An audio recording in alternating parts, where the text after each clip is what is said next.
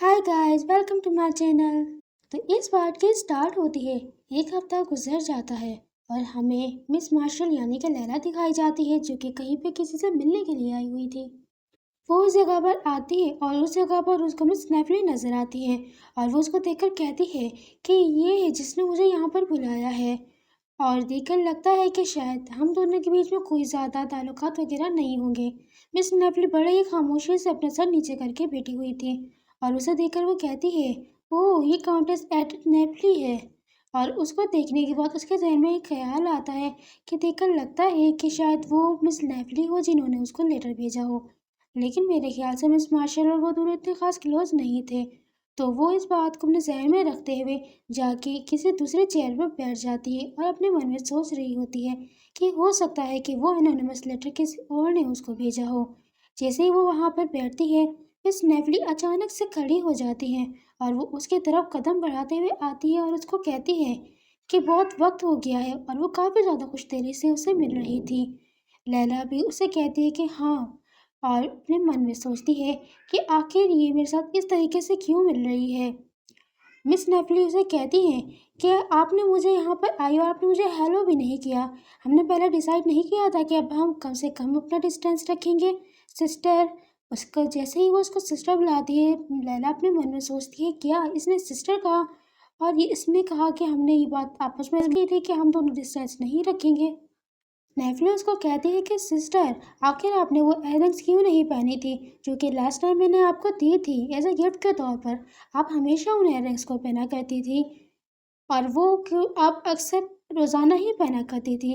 जैसे ही वो इयररिंग्स की बात लाती है, उसके जहन में वो इयररिंग्स आती हैं जो कि उसने अपने सर्वेंट के ऊपर उस इयररिंग्स को चोरी करने के बहाने उसे निकाला था, अपने पर्सनल सर्वेंट को, जिस जो कि मिस असली मार्शल की खास थी। और कहती है कि शायद वो एनोनिमस लेटर मिस एडिथ ने ही भेजा होगा। क्या इन दोनों के बीच में कोई आपस में ताल्लुकात हैं? और वो कहती है कि देखकर यूं लगता है कि शायद मिस नेफली मुझसे कुछ न कुछ रिसीव करना चाहती है बदले में, और इस वजह से उन्होंने डायरेक्टली मुझे यहाँ पर बुलाया है, क्योंकि उन्हें मेरी तरफ से कोई भी न्यूज़ नहीं मिली थी। नेफली उससे कहती है कि शायद आप उस लेटर के बारे में सोच रही हैं जो कि मैंने आपको उस दिन भेजा था। लैला अपने मन में कहती है, क्या मिस मार्शल शायद नहीं जानती थी कि आखिर वो लेटर कौन भेजा करता था। या हो सकता है कि ये मिस एडिथ का कोई ना कोई ट्रैप हो जो कि उसने मिस मार्शल को फंसाने के लिए किया है। लैला डायरेक्टली उससे पूछती है कि आखिर तुमने मुझे यहाँ पर क्यों बुलाया है। क्या इस वजह से कि तुमने मुझे एक गिफ्ट दिया था और उसके बदले में तुम मुझसे रिटर्न में कुछ चाहती हो। मिस नेवली उसको कहती है कि हरगिज़ ऐसा नहीं है। वो गिफ्ट सिर्फ मैंने आपको ऐसा मोहब्बत के तौर पे दिया था, एज अ लव दिखाने के लिए। उसके इस बात पर लैला काफ़ी ज़्यादा कंफ्यूज हो जाती है और हैरान भी हो जाती है। फिर वो उसे कहती है कि लेडी एडिथ, आपने कितनी मरतबा मुझे वो लेटर भेजे हैं। नेफली बड़े ही कॉन्फिडेंट वे में उसको कहती है कि मैंने 23 मरतबा तुम्हें भेजा है और एग्जैक्टली यही इतनी मतलब मरतबा ही भेजा है मैंने तुम्हें। जिस पर लैला उससे पूछती है, और जब भी तुमने मुझे लेटर भेजा है तो उनके साथ गिफ्ट कितनी मरतबा है। वो फिर से बाएतमाद होते हुए उसको कहती है कि 8 मरतबा। लैला अपना सर पकड़ते हुए कहती है कि आखिर ये मिस मार्शल को इतनी ज़्यादा अच्छे से ट्रीट क्यों कर रही है। और अगर देखा जाए तो मिस मार्शल उसके दिए भेजे गए सारे के सारे लेटर्स को अपने पास स्टोर करके रखती थी, और देखकर ऐसा लगता है कि मिस एडिथ उसके लिए काफ़ी ज़्यादा प्रीशियस है। मिस नेवली उससे पूछती है कि आखिर अब आप मेरे बारे में क्या सोच रही हो। और वो बड़े ही प्यारे अंदाज में उसको कहती है कि आप नहीं जानती हो। जिस पर लैला उसको कहती है कि ऑफ कोर्स मैं बिल्कुल भी नहीं जानती हूँ। जिस पर नेफली उसको कहती है कि वो इस वजह से शायद आप काफ़ी ज़्यादा सरप्राइज है मेरी वजह से। लैला उससे कहती है कि आखिर आप मेरे पास गिफ्ट क्यों भेजा करती थी। लैला कहती है कि मेरे यहाँ पर आने की सिर्फ यही वजह है कि मैं काफ़ी ज़्यादा क्यूरियस थी कि आखिर वो लेटर भेजना और गिफ्ट भेजने वाला पर्सन है कौन। नेफली उसको कहती है कि पहली बात ये कि मैंने आपको वो इस वजह से भेजे थे क्योंकि मुझे आप पसंद है, और वो उसको कहती है कि मैं आपकी हेल्पर बनना चाहती हूँ। लैला उसकी बात पे कहती है, क्या आप हेल्पर बनना चाहती हैं। नेवली उसको कहती है कि हाँ, क्योंकि आप आजकल सीनियर हेलन के पास कुछ ज़्यादा ही चक्कर लगा रही हैं आजकल। देखकर ऐसा लगता है कि आप दोनों के बीच में किसी किस्म की डील हुई हुई है। मैं बस थोड़ी सी क्यूरियस थी और मैं इन बारे में ज़्यादा पूछताछ नहीं करना चाहती थी, तो मैंने सोचा क्यों ना डायरेक्टली मैं ये आप ही से पूछ लूँ। लैला अपने मन में चौंकते हुए उसको कहती है कि आखिर इसको कैसे पता लगा, इसने कैसे पता लगाया। लगता है कि मिस नेफली मेरे लिए काफ़ी ज़्यादा मददगार साबित हो सकती है। इसकी इन्फॉर्मेशन दी गई मुझे काफ़ी ज़्यादा मदद कर सकती है। लैला उसको कहती है कि चलो ठीक है, अगर आप मेरी हेल्पर बनना चाहती हो तो मैं आपको सारी की सारी चीज़ें बताने को खुश हूँ और आपको बता सकती हूँ। जिस पर नेफली बहुत ही ज़्यादा खुश हो जाती है और वो उसके तासुरात देखकर यूँ कहती है कि मुझे देखकर यूँ लगता है कि ये बिल्कुल भी झूठ नहीं बोल रही थी जब इसने मुझसे ये कहा कि ये मुझे पसंद करती है। इतने में एक सर्वेंट आती है और वो एक्सक्यूज़ करके वहाँ पर 2 कप चाय के रखकर चली जाती है। नेफली उस पर भी कहती है कि मैं इन दोनों ड्रिंक्स के पैसे भरूंगी और वो कपों के अंदर दूध मौजूद होता है। लैला देखकर ये कहती है कि आखिर इसने कैसे पता लगाया कि मुझे चाय पीना बिल्कुल भी पसंद नहीं है। वो उसकी तरफ वो कप आगे बढ़ाते हुए कहती है कि ये आपका फेवरेट है और वो अपने मन में कहती है कि इम्पीरियल क्लियरली इस बात को जानता था कि मैं पसंद करती हूँ चाय को। मिस नेवली उसके आगे कप बढ़ाते हुए कहती है कि चलो जल्दी करें और उसका एक सिप लें। और लैला अपने मन में कहती है कि ये फिर भी मुझे अप्रोच कर रही है जबकि ये बाकायदा जानती है कि मिस मार्शल और मैं हम दोनों बिल्कुल ही मुख्तलिफ पर्सनैलिटी हैं, हमारे मुख्तलिफ पर्सनैलिटी और टेस्ट मौजूद हैं। मैं इसको इतनी जल्दी से इग्नोर नहीं कर सकती हूँ। इसके बाद मिस नेवली उसको कहती है कि चलें, फिर हमें एक कॉन्ट्रैक्ट लिखने की ज़रूरत है। जिस पर लैला उसको कहती है कि मैं अभी उस लेटर को नहीं लिख सकती या कॉन्ट्रैक्ट को नहीं लिख सकती, तो मैं इसके लिए आपको दोबारा ढूंढूंगी और आपके साथ बाद में इस बारे में बातचीत करूंगी। जिस पर नेवली फिर से खुश होते हुए कहती है कि ऑल राइट, ठीक है। इसके बाद शाम हो जाती है और हमें लैला बाहर दिखाई जाती है। बाहर उसको रोगर मिलता है जो कि उससे पूछता है कि लेडी लैला आखिर क्या हुआ है। असल में उसे लैला ने ही वहाँ पर बुलाया था। ये कह के उसको अपने इर्द गिर्द काफ़ी ज़्यादा खतरा महसूस हो रहा है और उसे कोई बंदा चाहिए जो कि उसको गार्ड कर सके। और यही बात उसे रोगर भी कहता है कि मुझे यहाँ पर इर्द गिर्द कोई भी खतरा महसूस नहीं हुआ है। जिस पर लैला उसको हंसते हुए आंसर करती है कि इर्द गिर्द मुझे भी इतना खतरा महसूस नहीं हुआ था जिस तरह की मैंने सोचा था। और वो अपने मन में कहती है कि मैंने विक्टर से इस बारे में फेवर ली थी और मैंने कभी भी नहीं सोचा था कि ये एक फैन मीटिंग हो सकती है। रोगर उसको बग्गी में बिठाते हुए उसे कहता है कि मैं अपनी ड्यूटीज पूरी करूंगा आखिर तक। लैला भी उसके अंदर बैठने ही वाली होती है कि अचानक से वो हिज्जत को वहां देख लेती है और पूछती है कि आखिर हिज्जत यहाँ पर क्या कर रहा है। जिस पर रोगर उसे थोड़ा सा टाइम मांगता है और थोड़ी देर तक हिज्जत से बात करने के बाद वो लेडी लैला के पास आता है और उसे कहता है कि लेडी लैला, मैं अब क्या करूं, मुझे अर्जेंटली एक काम याद आ गया है और उसके लिए मुझे वापस जाना होगा। तो इसके बाद की ड्यूटी ये बंदा आपके लिए पूरी करेगा। और वो उस जगह पर हिज्जत को छोड़कर चली जाता है। हिज्जत उसको देखकर ग्रीट करता है, लैला भी उसको देखकर स्माइल करती है और उससे उसका हाल हवाल लेती है। इसके बाद रोकर उसके पास जाता है और उसे कहता है कि लेडी लैला, अगली बार अगर आपको स्कूल की ज़रूरत हो तो मेरे बारे में ज़रूर सोचिएगा। इसके बाद हिज्जत उसकी बग्गी में बैठ जाता है और फिर वो फ़ौरन कहता है कि चलो जल्दी करो, निकलो यहाँ से। और वहीं पर रोकर उसको खड़ा हुआ देखता रह जाता है और वो दोनों बग्गी में बैठकर वहाँ से सवार हो जाते हैं। जाते हुए लैला सोच रही होती है कि ये काफ़ी ज़्यादा अजीब है क्योंकि ये मेरे मेंशन के जाने का रास्ता नहीं है, ये कोई और रास्ता है। इज्जत को देखती है और उससे पूछती है कि आखिर हम कहाँ जा रहे हैं। इज्जत उसे देखकर थोड़ा सा सोच में पड़ जाता है और अपने मन में ही कहता है कि इसको नहीं पता। और वो उसे डायरेक्ट भी पूछ लेता है कि आपको वाइस कैप्टन ने नहीं बताया कुछ भी। जिस पर लैला उसको थोड़ी देर हैरानगी से देखने लगती है। फिर इज्जत उससे कहता है कि लेडी कैमलाइन आपको ढूंढ रही थी और मुझे माफ़ कीजिएगा, मैं आपको पहले इस बारे में नहीं बता सका।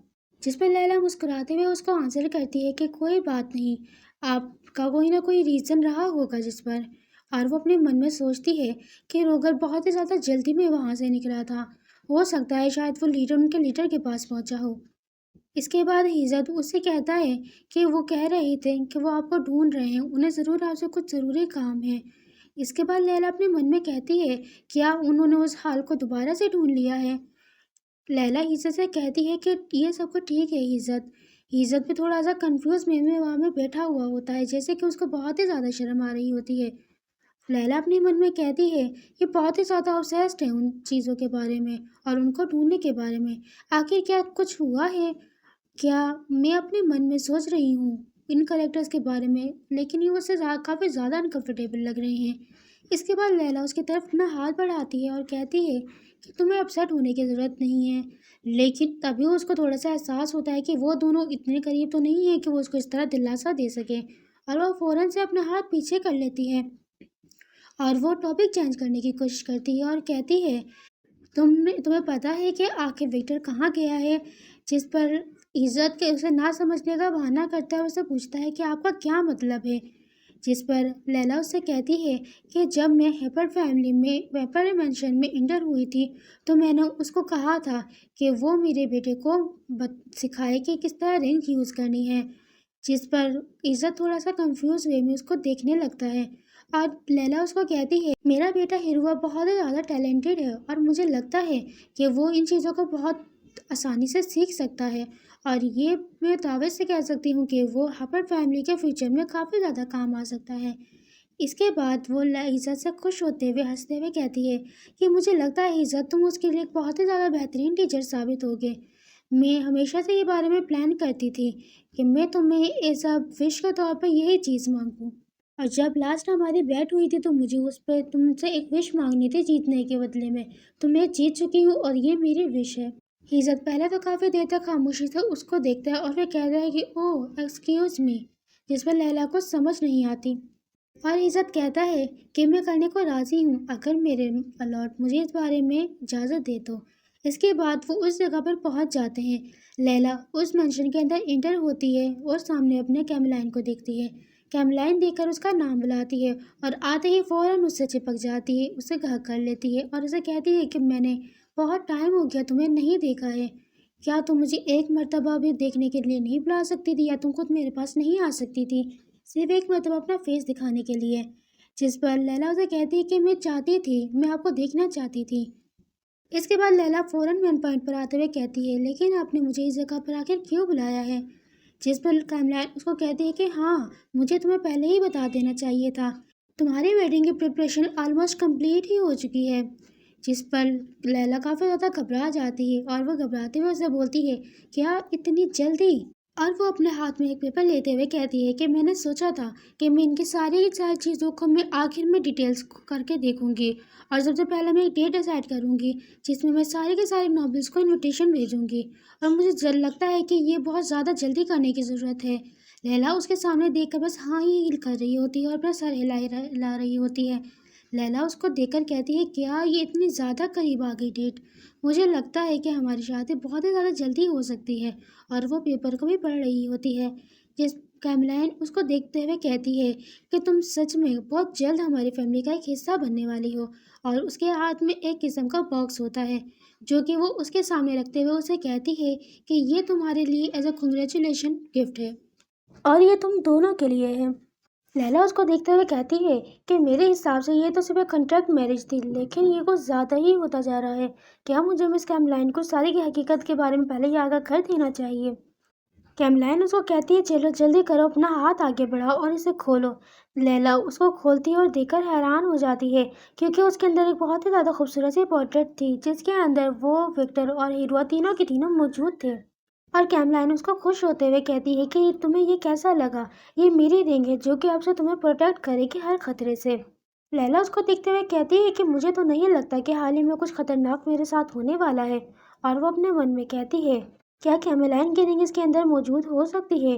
یہ بالکل بھی ایزی نہیں ہو سکتا کہ اس طرح کسی کی بھی رنگ اس کے اندر مرج کی جا سکے اور اسے بنائی جا سکے۔ اس کے بعد وہ ہنستے ہوئے مس کیملائن کو تھینک یو کرتی ہے اور کہتی ہے کہ میں آپ سے کچھ کہنا چاہتی ہوں۔ کیملائن اس کو خوش ہوتے ہوئے کہتی ہے کہ تمہیں یہ پسند آیا، بس اتنا ہی کافی ہے میرے لیے، ویسے آ کے تم کس بارے میں بات کرنے کے لیے کہہ رہی تھی؟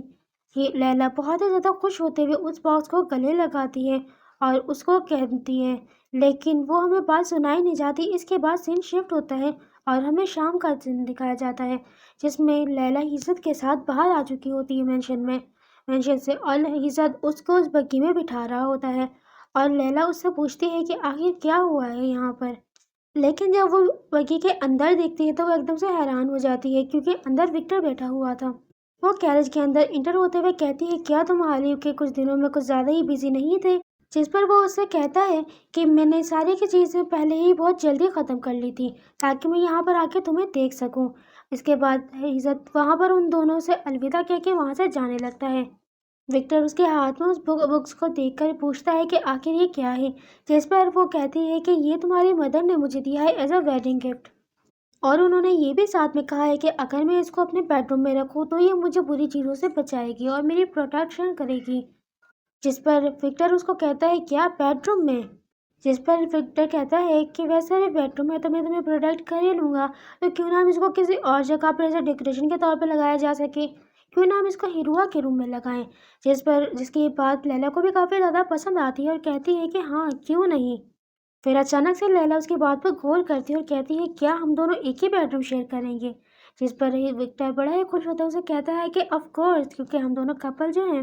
लैला उसको कहती है वैसे तो हम मैरिड कपल होंगे लेकिन ये एक कॉन्ट्रैक्ट मैरिज होगी। जिस पर विक्टर उसको कहता है क्या ऐसे कोई लॉ है जो कि हमारी मैरिज के अंदर मौजूद था। लैला को इस बारे में बिल्कुल भी आइडिया नहीं था कि वो आखिर इस तरह की बात कर सकता है, और वो मुंह बनाते हुए अपना मुंह साइड कर लेती है। उसकी इस बात पर विक्टर को उस पर काफ़ी ज़्यादा हंसी आती है और वो उसको देख देख कर हंस रहा होता है, और वो हंसते हुए उसके हाथ का जख्म लैला को नजर आ जाता है।